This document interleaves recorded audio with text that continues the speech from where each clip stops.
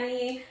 So today I'm going to be doing my first review on the Horrorland series and book number 1. Before I get into that, I just want to talk a little bit about the Horrorland series itself. It was created by R.L. Stine, and it was introduced to welcome us to the Horrorland Adventure theme park. It's very scary, this series, so I wouldn't recommend it to kids under 10 years old. Just because it's for a more mature audience, I think, because it is very scary. Like I said, this was actually one of the scariest Goosebumps books that I've read, besides the classics like The Haunted Mask and things like that. But this one is quite a level above those, I would say. So the Horrorland series was created between 2008 to 2011, and the books are kind of divided into two parts, and there's actually 19 books. I think originally I said there was 18, but that's because the gift set that I got only has 18 books in it for some reason. I've ordered the 19th book though, so that should be arriving soon, thankfully. So the book 1 to book 10, they're written in 2 parts of the books. So the first story arc happens in a majority of the book, and that takes place outside of Horrorland. It's more similar to what we can expect from a Goosebumps book, where they introduce us to the main characters, we get to know the villains. And a nice touch is that these villains are reoccurring villains, so they're the ones from the classic books. And it's fun to kind of get introduced to them again, because we don't really know what happens to them once their story ends in the original book. So it's fun that they pick up in these books here. And the second part of the book, so the last few chapters, are our main characters getting into Horrorland and kind of figuring out what Horrorland is all about. Then the books 11 and 12 wrap up books 1 to 10, and it sounds like it's pretty fun because all the main characters collide and all the villains collide, so it's going to be fun to see how he does that, especially for us nostalgic viewers who have read the classic books.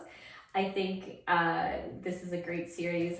So then we continue on from book 13 to 18, and a whole new storyline. So new characters, and these are not broken into 2 story arcs. They're just their setting takes place in the Horrorland theme park and around like the gift shops and stuff like that. So we'll get to know even more about what we can expect from this Horrorland adventure park.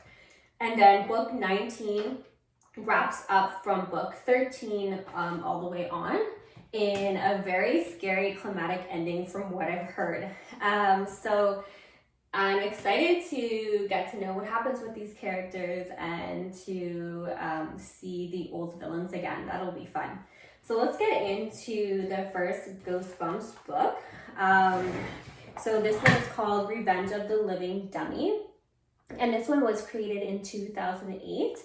And I love that they have our classic character on the front, which is, of course, Mr. Bad Boy. If you thought I was going to say something else, well, we'll see. So it takes place around our main character's house, which is Brittany Crosby, and her best friend, Molly Malloy. So they also, Brittany also has a cousin named Ethan who has problems in his past. I think his parents were really sick for a long time, so they couldn't properly take care of him. So he's sent to live with Brittany and her family, and he's kind of expressed his outlet through this wooden dummy, who he calls Mr. Bad Boy. And he plays a lot of tricks with this dummy, and he really scares the main characters a lot. At first, Brittany kind of laughs off his antics as just like, oh, that's just Ethan being Ethan. He's apparently like done a lot of horrible pranks to her before in the past, so she doesn't really trust him or like him too much, but her mom forces them to kind of create this bond where they go and see she forces her to take him with her to her best friend's house, Molly Malloy. Molly Malloy has an interesting dad. His name is Professor Malloy, and he works with museums. He's pretty well known apparently, and he collects like ancient artifacts and dolls and voodoo things, stuff like that. And he collects them, and he stores some of the stuff in his attic, which he calls the Museum of Weird, which is pretty interesting because it's a good way to introduce the I don't want to spoil too many things, but it introduces a lot of the old villains and a lot of the old relics from the old books into his Museum of Weird, which is kind of fun. Molly's dad is always traveling though. Through most of the book, he's stuck in Australia and they can't get a hold of him when something happens near the end. I'm not going to spoil anything like I said. But right from the beginning of the chapter, this is really creepy. So they get into a lot of antics with this dummy that they find, and later to be revealed to be a character that we know and love. And then they get through a lot of mischief. A lot of the parts are kind of funny, but like I said, a lot of it's really creepy. And then at the end, true to these books, they get an invitation to this theme park. And then once we get to the theme park, they go there with Brittany's parents, go with them. And it starts off really fun. Like a lot of the theme stuff is very creative in the way that he says it. So they get to the Horrorland. They get a random invitation. They've never entered any contest to win these tickets. They were just kind of sent to them randomly, and they just brush it off as, oh, well, maybe this theme park is really well known, so they probably did a lot of research on us and they decided to give us the tickets, and nobody really questions that, which is kind of weird. As a parent, I would definitely be questioning it. But the parents do go with them, which is, I guess, a responsible thing. So they arrive to the Horrorland, and they're met by this really huge green and purple monster, which ends up being called a horror.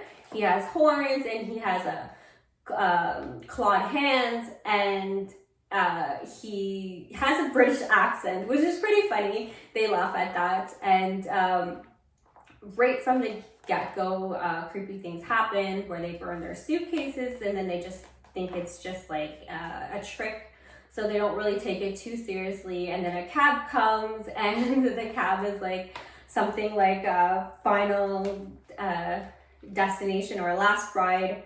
I can't remember the name, sorry, but it's pretty funny. They have a lot of play on words, and you kind of get introduced to some of the theme park attractions.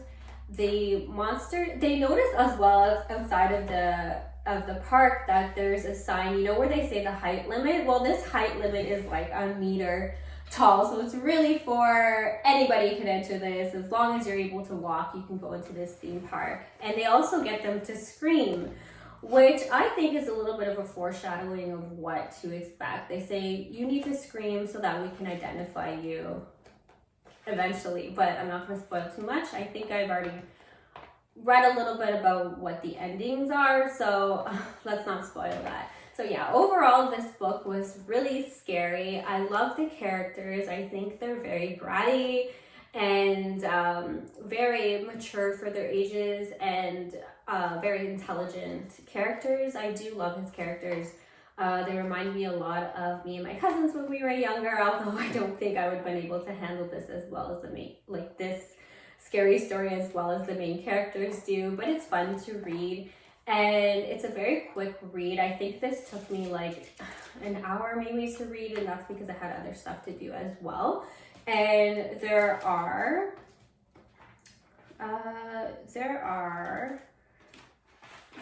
21 chapters, I believe. 22 chapters about the outside story, outside Horrorland story, and then there are about 7 or 8, 8 chapters on the Horrorland. So yeah, it's broken into 2 parts, but there's also the Horrorland ticket that we get to see. And each book at the end, I don't know if I mentioned this, has a fear file. So they used to have a website where you can enter, and kind of like, it's like an interactive website where you can do a bunch of fun things to follow along, to feel like you're actually part of the story and part of the book. But that website is no longer active anymore, of course, because this ended in 2011.